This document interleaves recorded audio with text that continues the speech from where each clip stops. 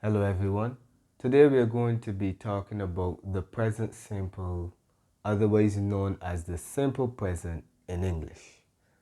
Now this is a very important lesson because the present tense is the first tense that we learn when we begin to learn a language. But more specifically, we are talking about the present simple because the present tense can involve other tenses or other forms such as the present continuous and the present perfect. But we're talking about the present simple. It is such an, it is a coincidence that it is called simple because, not necessarily because it is simple, but the fact that it is the first tense that we learn when we want to talk about time, right? So we're going to start by looking at the various contexts. And please don't worry about the conjugations right now. We're going to do that in the next part. Therefore, this will, at least the forms of the verbs will make more sense once we get into the formation and conjugation, etc., right? But for this part, I just want to let you know how this tense is utilized, right? At least in terms of the situations in which it is required, right? So yes, the first context in which we use the present simple is to talk about activities that are performed regularly, otherwise known as habits. Actions that are performed many times, right? Routines. We play football every day. So every day would be our indication that this is a habit, right? We play football every day.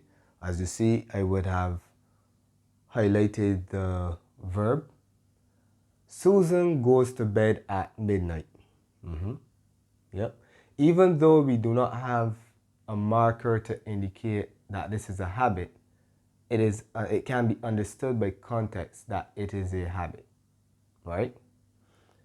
Usually with this usage, we will often see adverbs of frequency, such as always, never, what have you, right? Adverbs of frequency that would give us an indication as it relates to how often the action is performed, right? So we see every day would indicate that this happens regularly, right? So this is the first context to talk about activities that are performed on a regular basis or activities that are performed frequently. Two, to talk about facts or general information. Yes, this is another simple usage. Russia is the world's largest country. Of course, that's an irregular verb, but we'll get to that. Russia is the world's largest country. Yeah, it is. And some people prefer reading a book to watching television. So once again, this is just general information, right? The state of affairs, right? Just a fact, general information. We utilize the present simple, right? 3, to talk about situations that do not change, we can refer to them as permanent. So I live in Barbados. That talks about the country that that I reside in, and that is something that is most likely not going to change in the foreseeable future.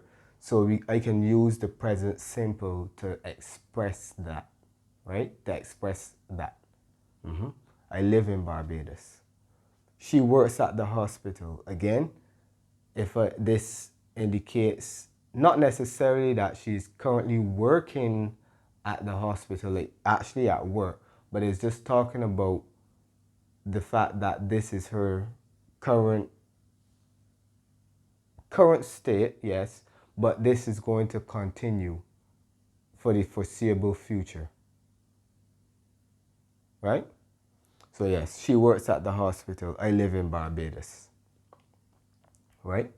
So when we say permanent, of course it can change, but when we say permanent, we mean that it is going to continue for the foreseeable future, right? 4, to talk about the future. Yes. It usually follows time clauses such as after, when, before, as soon as, and until, right? So all of these expressions that you see here, these are called time clauses.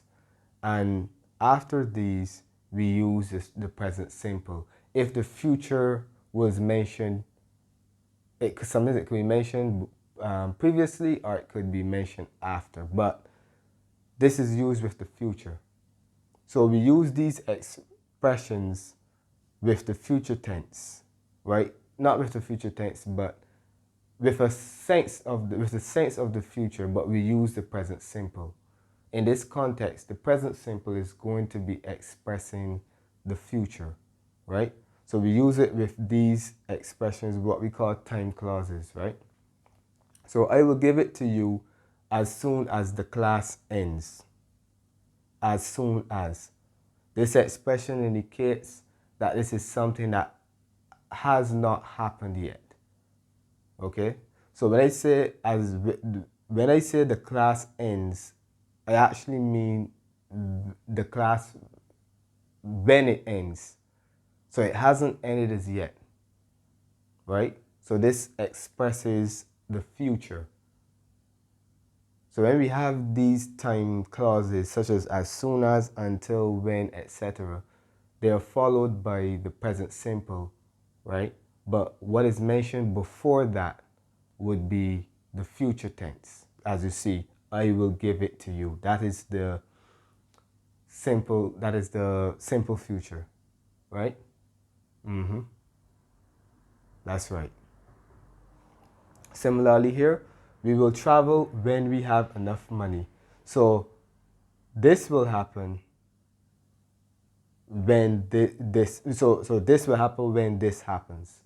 So it's almost like a cause. It's almost like a condition, right? So once we accumulate enough money, then we will travel, right? So as you see, the future tense is used, the simple future, and then we have the time clause and the present simple, right? Okay, cool. 5, to talk about planned future events. As I have here, a timetable. So what do I mean by this? When we have events that are scheduled, or as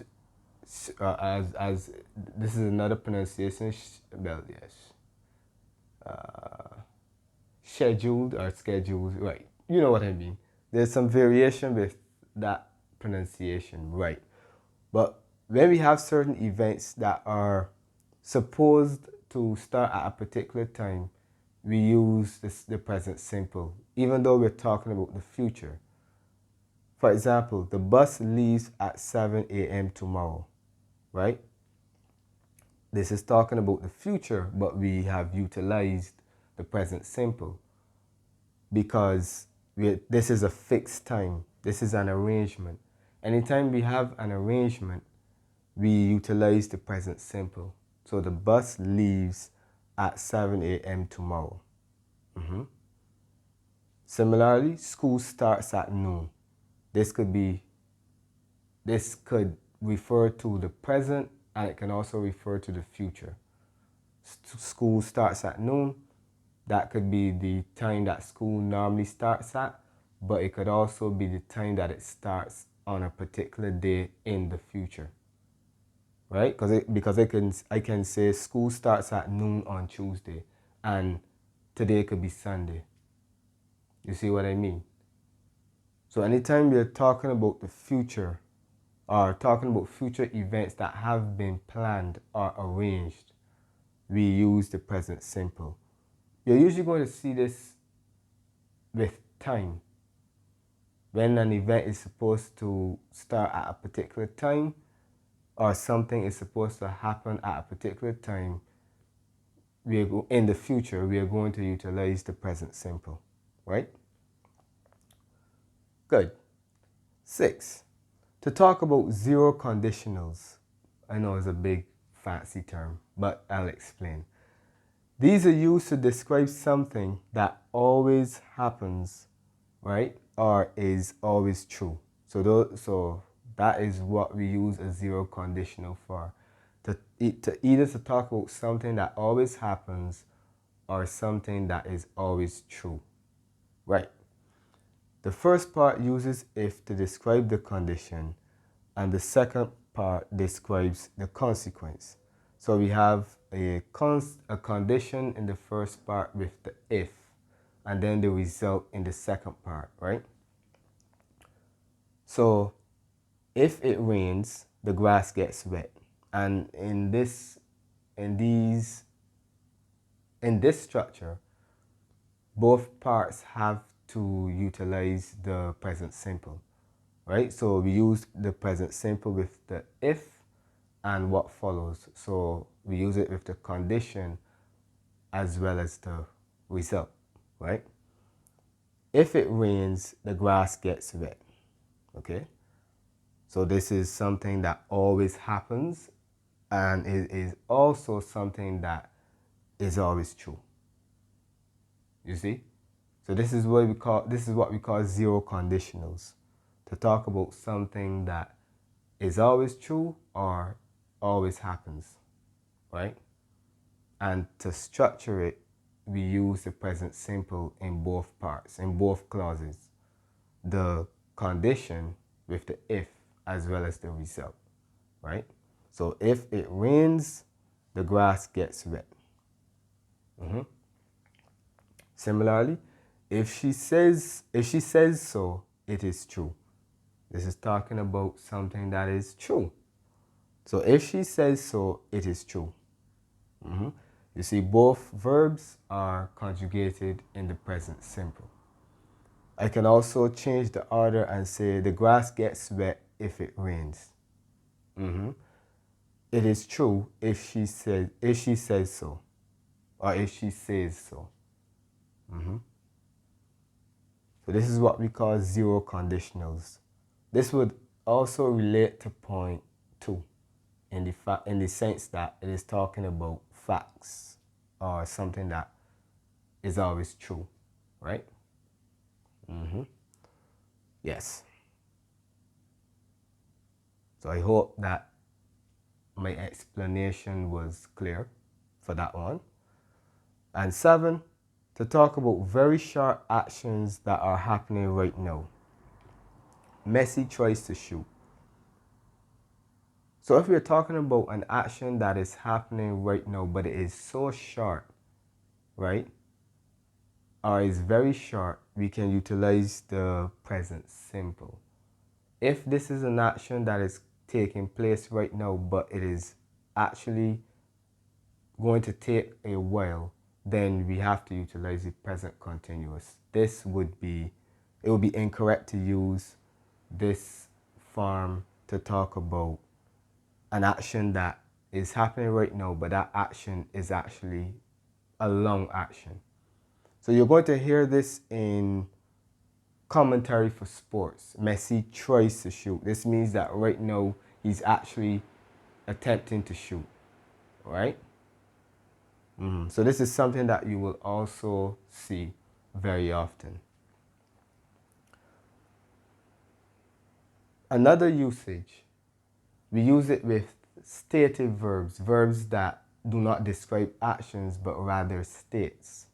So verbs like seem, verbs like need, you will not use those in the continuous form. So you're not going to say, I am needing money. I need money. Okay? So those types of verbs that describe states you do not utilize them in the present continuous. Those will always have to be in the present simple, even if you're talking about something right now. Okay? So these are the context in which the present simple is utilized. Now we are going to proceed to the formation. Okay, so we proceed to the formation. And when it comes to forming the present simple, it isn't too complicated. Well, for the most part, right?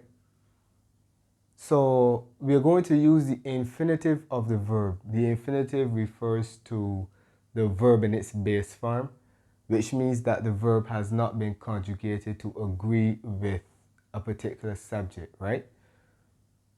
So as you know, in the infinitive, the verb would be to whatever, so to run, to jump, to speak, right?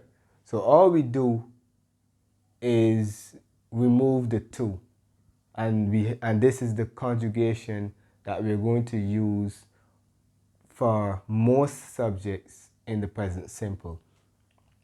However, changes must occur with wait, what am I saying? Right, yes. However, changes must occur with the third person singular. That would be he, she, or it. We're going to have some changes with that particular grammatical subject, okay? So as you see, to form the present simple, we simply use the base form of the verb without the to, right? So if our verb that we have to conjugate is to jump, we just remove to, and jump is going to be used for every subject except for the he, she, it, which would be the third person singular. So what happens? In the third person singular, the verb always ends in S. Therefore, we have to add S onto the verb to create the third person singular form. So in the example I gave you with jump, if we want to conjugate that verb to agree with the third person singular, we add S. So he, she, it jumps. Similarly, run becomes runs. So for all the other subjects, we would use run. So I run, you run, he, she, it runs, we run, you run. Sorry, we run, they, or you run, yes, because you can be plural, right? So they or you run. The only change that occurs is with the third person singular. We add S to the ending. Whereas with the other subjects, we simply remove to, right? And we can use the verb in its base form, right? And we have some spelling changes, and all of these apply to the third person singular, right? Excuse me. So if the verb ends in a consonant, and a consonant would be any letter that is not a vowel, so any letter that is not A, E, I, O, or U, right? The Y changes to I and ES is added. So if we have a word that ends in a consonant followed by a vowel, when we have a word that ends in a consonant and Y, that Y changes to I and ES is added.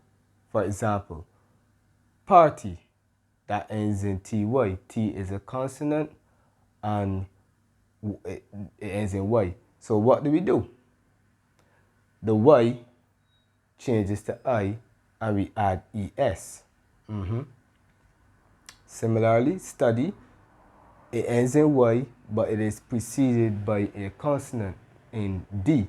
So the Y changes to I and we add ES, right? So he, she studies.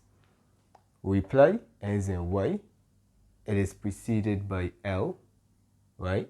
So this becomes replies. Y changes to I and we add es. So this is the first major spelling change that occurs in the third person singular. If we have a consonant, if you have a word that ends in a consonant followed by a Y, that Y changes to I and es is added, right? However, if there's a vowel before the Y, we simply add s. We do not make any of these changes. So if the letter before the Y is a vowel, we just add s to form the third person singular, okay? So we don't change the Y to I or any of that. So example, play becomes plays. Look at what precedes the Y, the vowel A. Pray becomes praise because look at what precedes the vowel Y, A. And pay becomes pays. Look at what precedes the vowel Y, A. So you have to remember that.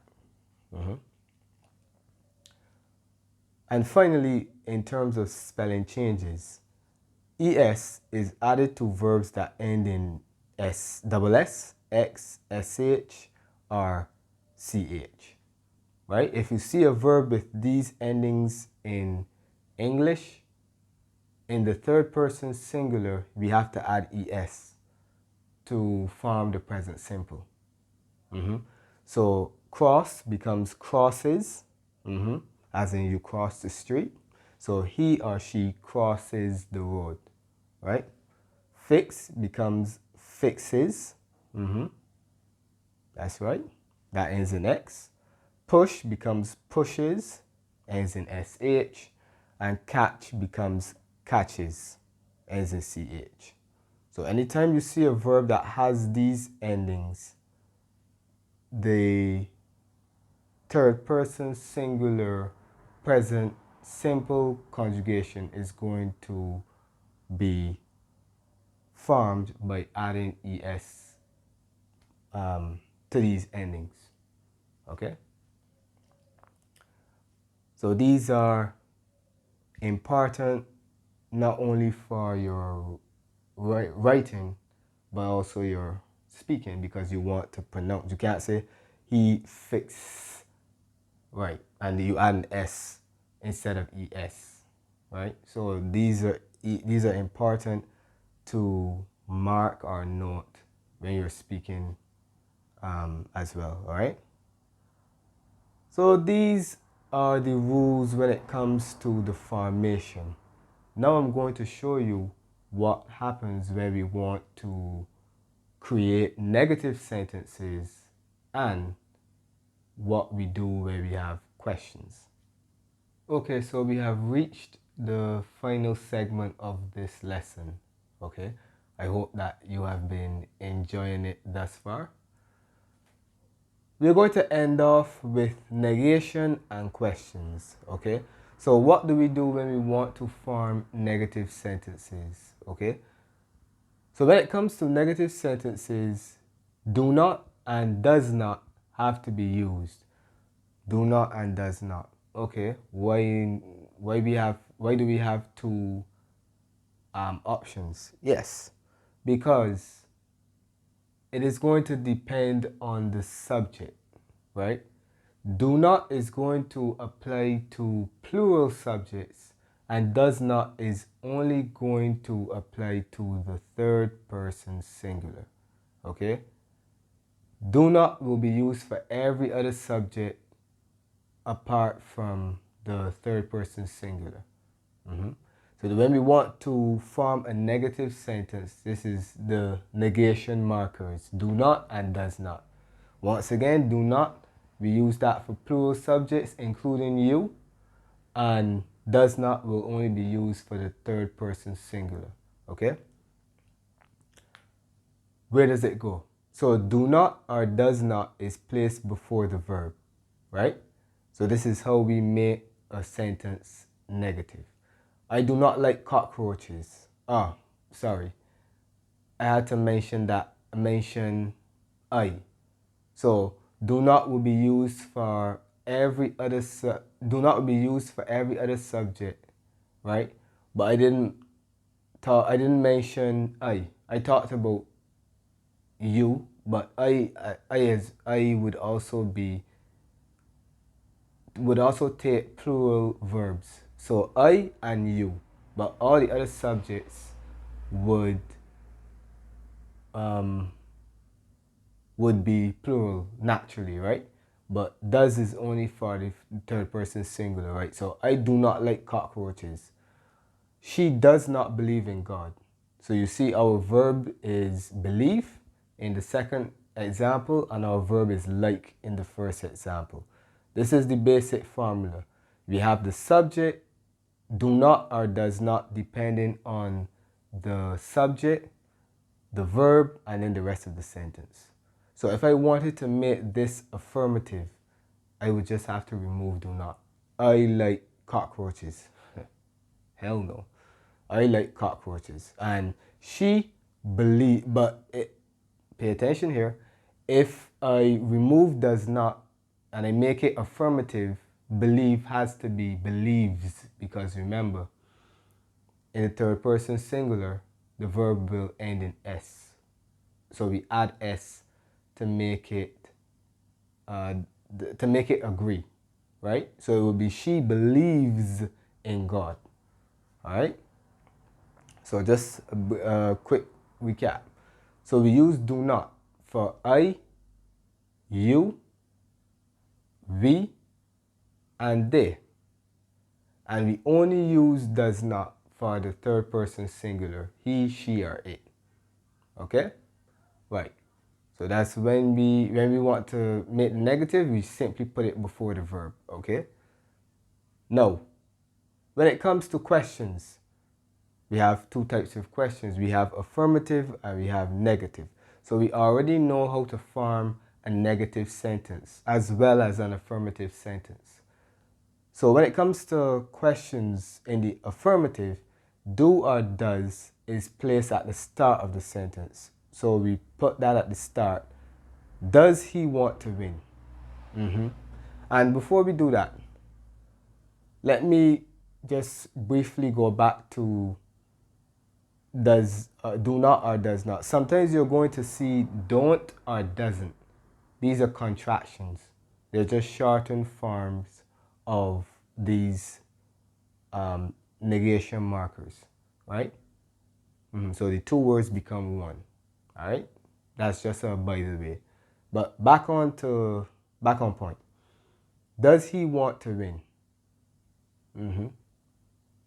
Do they know him? Once again, the do or the does will agree with the subject. Because we have he, it is does, and because we have they, it is do, right? So we have do or does, the subject, the verb, and then the rest of the question, which would most likely be the object, right? Yes. So this is how we form questions. If we wanted to take, well, we're going to get to that here. So let me not do that. For negative questions, do or does is placed at the start, just like with the affirmative. But remember, with the negation, we have to use not. So where does the not go? But not is placed before the verb. So do or does goes at the start, right? Then we have the subject, and then we have the not being placed before the verb, right? And then we have the rest of the question. So, does he not want to win? And as you see, this is the negative counterpart to this question. Does he not want to win? So to make this negative, we will simply just put not before the verb. Do they not know him?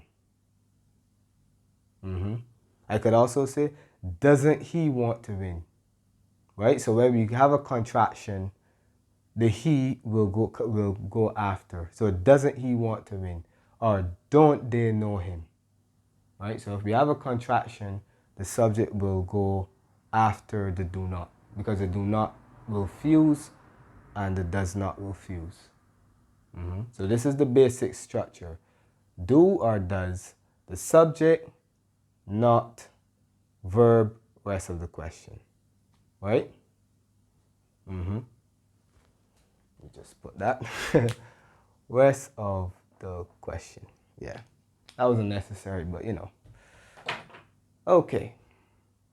One more thing before we end this lesson. So you would have seen some examples of irregular verbs in the present simple. There are three main verbs that are irregular. We have the verb to be, the verb to do, and the verb to go, right? Those are the verbs that are irregular. To be is like, that's very irregular because that is conjugated I am, you are, he, she, it is, we are, you are. Sorry, we are, they are. They slash you are. We have the verb to do, which you see being utilized in the negation, with negation and questions. I do, you do, he, she, it does, we do, they slash you do. All right. And then go, we have I go, you go, he, she, it goes, we go, they slash you go. Right? So those are the three verbs that are irregular. All the others just may take some spelling changes here and there. Right? But yeah. So this brings us to the end of this informative lesson, or I hope. Thank you very much for watching and see you in the next one.